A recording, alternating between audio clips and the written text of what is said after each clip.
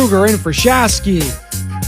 We're rolling here on a payday Friday, on a Phil Collins Friday, on a Labor Day weekend Friday. I'm so damn excited. Football is here, Larry. We got college football yesterday. We got college football all weekend, which is a great primer for week one of the NFL season. Kicks off on Thursday with the Kansas City Chiefs, Detroit Lions, and then on Sunday at Pittsburgh, 10 a.m., Larry, 49ers, Steelers. Whoo! How you doing, man?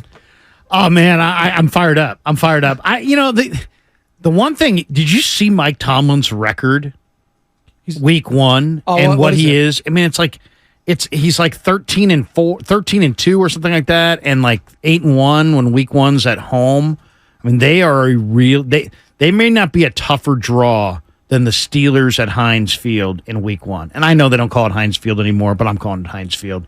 I don't go with the name changes.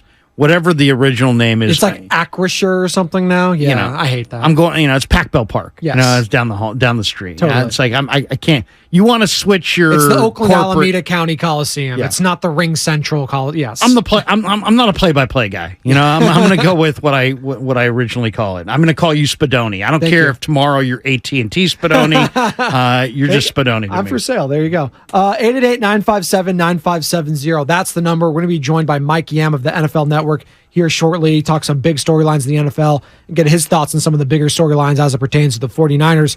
Shout out YouTube and Twitch streamers, Xfinity Mobile Text Line. YouTube and Twitch is brought to you by First NorCal Credit Union. And it is a Football Friday brought to you by First 5 California.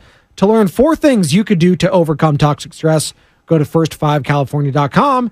And if you're looking for the best Giants talk, another one yesterday against the San Diego Padres, they're free falling, but the Giants, could they be going on another streak here? Check out the Garlic Fries and Baseball Guys podcast. Joe Shasky and Sam Lubman bring you all you need to know about this Giants season every week. New episodes are now available wherever you listen to podcasts. And it looks like we got our guy, Mike Yam of the NFL Network, joining us now. Mike, how you doing this morning? You're on with Joe Spadoni and Larry Kruger on the Morning Roast.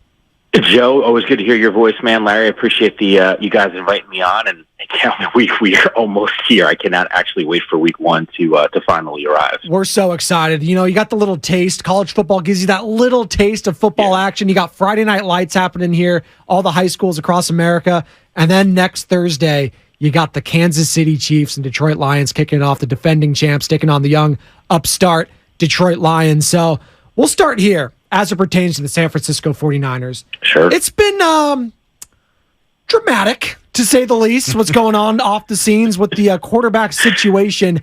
How have you digested it, if you will? How do you view this entire thing? Trey Lance, Brock Purdy, Sam Darnold, the expectations, just this whole offseason, and them ultimately moving on from Trey Lance and trading him to the Dallas Cowboys for a 4th-round pick. Yeah, Joe, I think if I was with you guys a year ago, or at least this offseason, I would have told you that storyline at the quarterback spot and what was happening in that room was one of the more interesting and intriguing storylines in the NFL. And I actually don't even think it got enough attention nationally until obviously the trade for Trey Lance with him moving to the Dallas Cowboys. But there's a lot to unpack. I mean, you could talk about the draft capital that was invested there. I know people have been really critical of John Lynch and Kyle Shanahan because Brock Purdy didn't work out and it's a bust. Sure, I think that's a good way to characterize it. I don't know, though, how much heat they should be taking for a variety of reasons. One, they consistently have won football games, and we are talking about a roster that is really good. And while they missed on Brock Purdy, they missed on Trey Lance. They've obviously hit on Brock Purdy. There's been some other picks, middle round guys, where they've actually had some success. So I think for me, even heading into this season, I remember doing Total Access with David Carr, and this is before the season started. And he said, you know what? I think Sam Darnold's going to be the week one starter. The assumption was Brock Purdy wasn't going to be healthy at the time, and it's somewhat miraculous that he is out there and he's going to be the starting quarterback against the Steelers in week one. But for me, I think it's a good thing they got their quarterback. Most teams would love to be in a situation where they felt really comfortable with their guy and felt like that they, had the ability to go and win. I think the disappointing thing is if you knew it was going to net out this way, what could have that draft capital ended up turning into? And it's, the woulda, shoulda, coulda, but at the same time, this team is ready to win right now, and they have their guy. What do you think of the division, Mike? I mean, the Rams went winless in the 3 games. Now Cooper Kupp's having injuries. Seattle was 26th against the run. Arizona looks like the way they're trading away veterans and moving off from Colt McCoy, no Kyler. They may go with Clayton Tune. They may punt on this year. I mean, the NFC West just seems like it's the Niners and the Niners and the Niners. Who's the number one competitor in the division in your mind?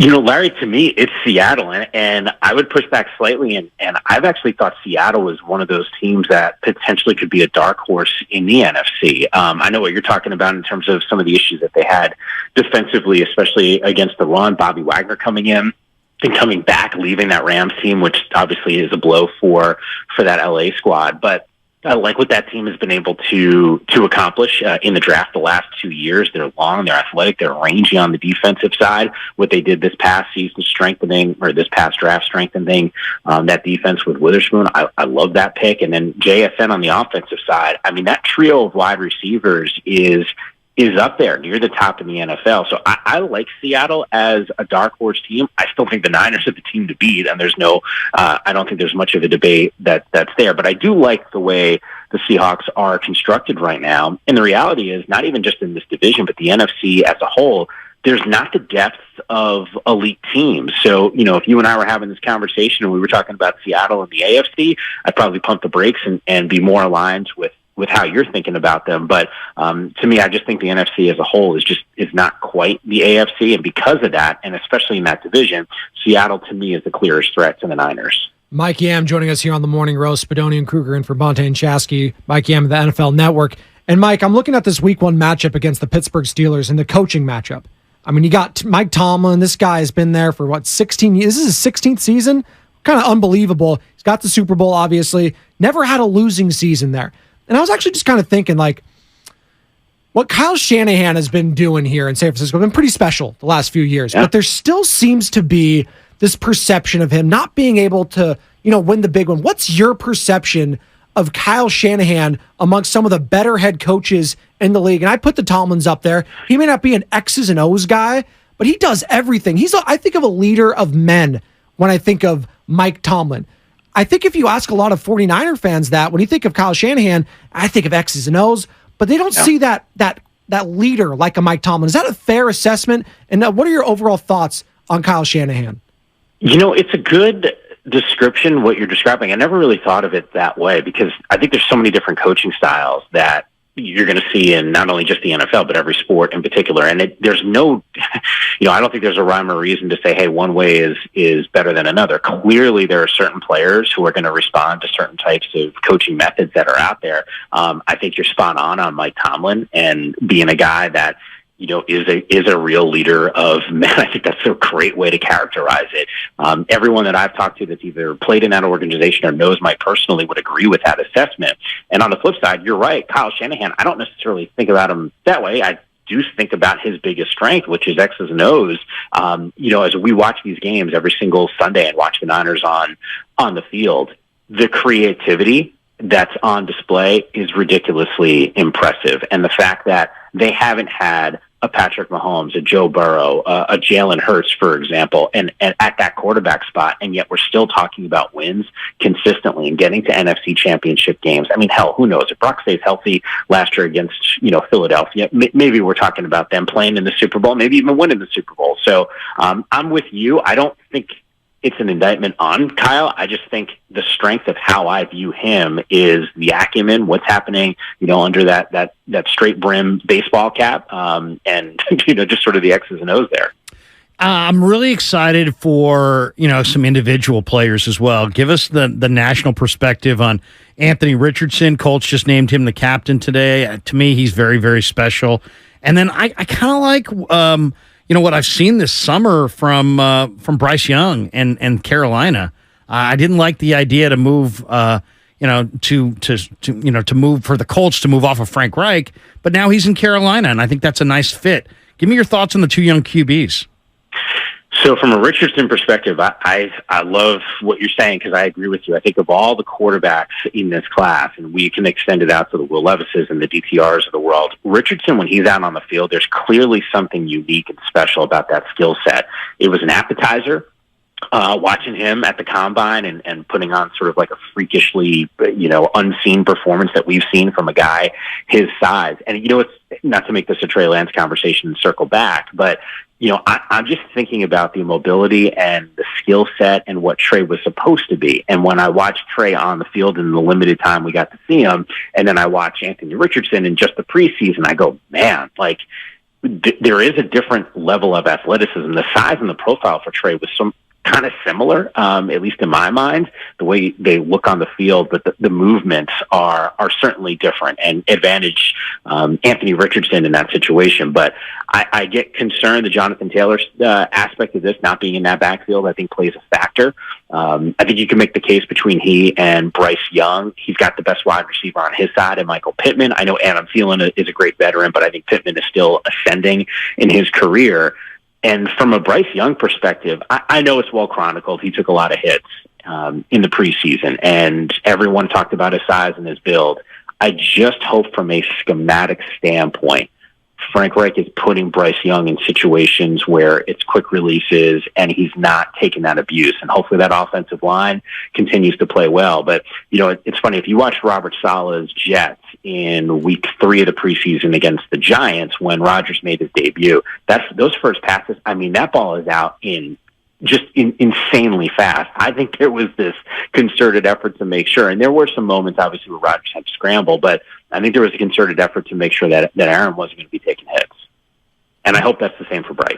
Mike Yam joining us here, NFL Network. It's been great. Mike's been awesome. I want to ask you, what's the one big storyline? And there's a lot of them here in the NFL. You got Aaron Rodgers obviously going to the Jets. You got Mahomes looking to repeat. What's one of the bigger ones that has you most intrigued? And what's an underrated storyline this season that people should be talking about? So from a storyline that I really like, and it's got my attention, look, the AFC North in its entirety is a pretty good division. I still lean probably towards the AFC East being the best in the NFL, but it's going to be a juggernaut for Cincinnati to navigate.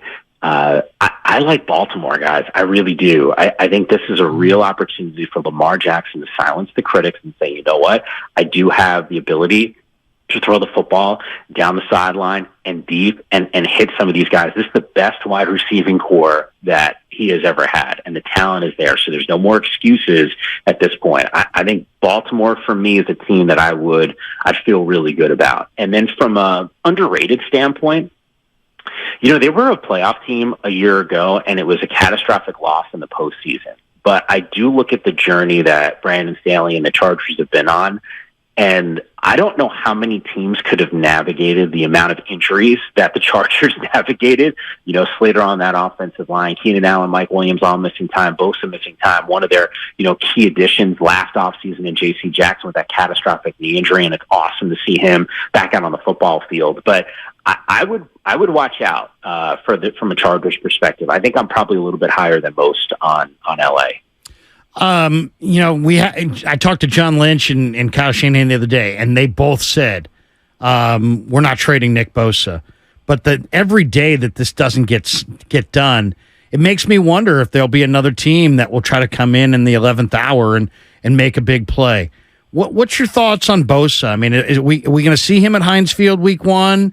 Do you think another team's going to come out of the woodwork and try to make some overwhelming pitch for him? He's the reigning defensive player of the year. He's probably the best edge rusher in the game.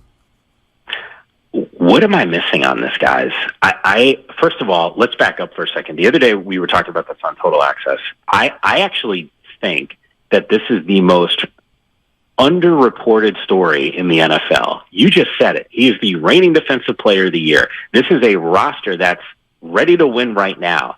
I don't get how this is not done. I honestly, and I know that this is a ridiculous oversimplification of all of this stuff, but he's the reigning defensive player of the year. He is one of the leaders of your football team, and you're ready to go in and get to a Super Bowl and potentially go and win it. Don't you just make him the highest defensive player in the league? Don't we just kind of net out on that. And I know that there's other factors that are involved. I just am surprised that it's taken this long. And once again, I know that's an oversimplification of it. Just make him the highest paid guy and just move on. But the fact that he's not with this team, and I don't know if he's going to play week 1, to me, that's a huge miss. Huge miss. It's the biggest question here in the Bay Area right now, and that's Mike Yam, NFL Network. Mike, thanks so much for joining us this morning. We really appreciate it, man. Yeah, no, appreciate you guys having me. Thanks again. Thanks, Thank Mike. you. That's Mike Yam, NFL Network, joining us here on 95.7 The Game. And a lot of good stuff there with Mike. I like getting the national perspective.